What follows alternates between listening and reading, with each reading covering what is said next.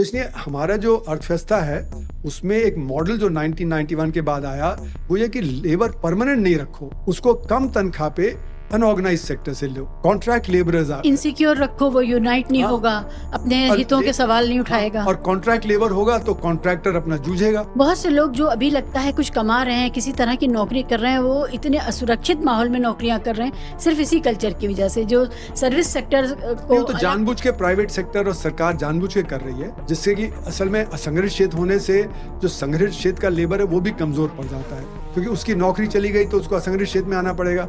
तो जो संगठित क्षेत्र का लेबर है वो भी अपना जो वेज नहीं नेगोशिएट कर सकता पूरी तरह से।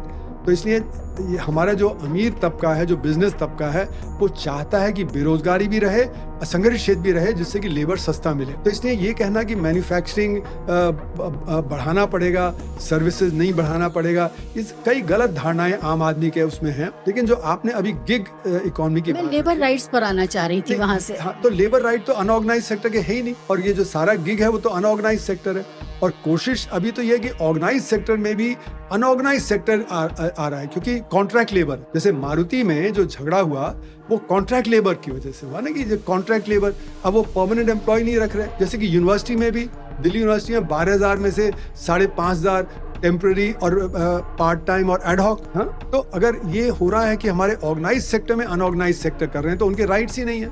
जैसे मैंने बताया कि जब ये डूटा कॉल देता था तो 25 लोग निकलते थे 12,000 में से, क्योंकि बाकी सब निकल नहीं सकते, या वो कंज्यूमरिज्म में फंसे हुए हैं।